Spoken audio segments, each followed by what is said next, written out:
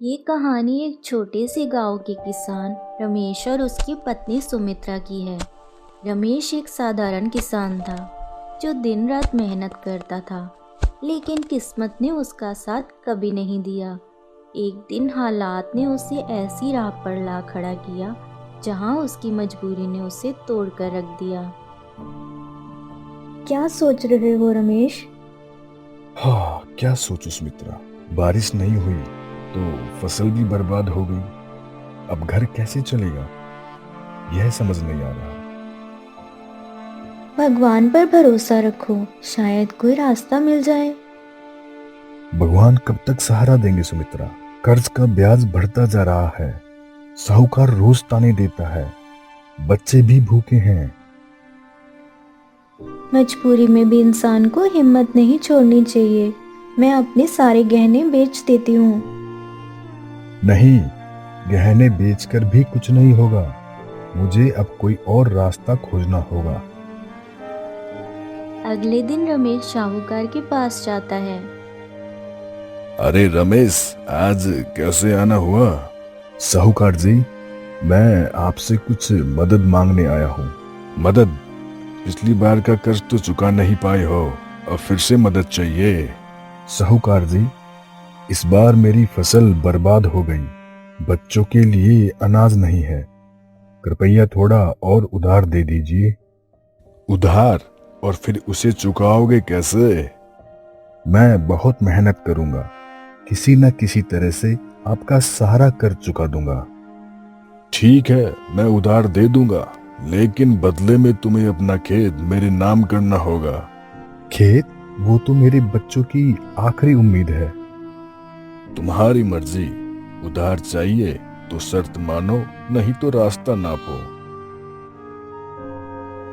रमेश बिना जवाब दिए घर लौट जाता है। रमेश, क्या हुआ? साहूकार ने क्या कहा? साहूकार ने कहा कि उधार के बदले मैं अपना खेत उसके नाम लिखवा दूं। खेत? रमेश, वो तो हमारी जिंदगी है। अगर खेत भी चला गया तो हम क्या करेंगे? समझ नहीं आ रहा क्या करूं। बच्चे भूखे हैं, उनकी भूख मुझसे देखी नहीं जाती। मजबूरी इंसान को क्या क्या करने पर मजबूर कर देती है। अब मैं कुछ काम कर लूंगा, लेकिन साहूकार को अपना खेत नहीं दूंगा। अगले दिन रमेश गांव के मुखिया के पास काम मांगने जाता है। अरे मुखिया जी, क्या आपके पास मेरे लिए कुछ काम है? इस बार फसल अच्छी नहीं हुई, इसलिए काम की तलाश में हूँ। रमेश, काम तो है लेकिन मजदूरी कम मिलेगी। कोई बात नहीं, बस बच्चों के पेट भरने जितना हो जाए। रमेश मेहनत करने लगता है। वो दिन रात काम करता है, लेकिन कमाई इतनी कम होती है कि कर्जा चुकाना मुश्किल था। साहूकार फिर रमेश के घर आता है। रमेश, कर्ज चुकाने की तारीख निकल चुकी है, अब खेत मेरे नाम कर दो। मैंने कहा था मैं खेत नहीं दूंगा। तो फिर घर छोड़ दो, कर्ज न चुकाने पर घर मेरा होगा। तुम गरीबों का खून चूसते हो, क्या तुमको गरीबों पर बिल्कुल भी दया नहीं आती? दया से व्यापार नहीं चलता सुमित्रा। ठीक है, खेत ले लो, लेकिन याद रखना, एक दिन यह लालच तुम्हें बर्बाद कर देगा। रमेश मजबूरी में खेत के कागज साहूकार को सौंप देता है। साहूकार ठहाका लगाकर चला जाता है। अब क्या करोगे रमेश? हमारे पास खेत नहीं, लेकिन मेहनत और उम्मीद अभी भी है। मैं शहर जाऊंगा और मजदूरी करूंगा।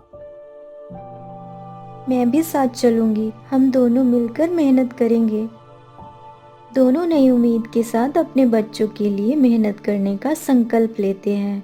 तो दोस्तों, इस कहानी से हमें ये सीख मिलती है कि मजबूरी चाहे कितनी भी बड़ी हो, मेहनत और उम्मीद से हर मुश्किल को हराया जा सकता है।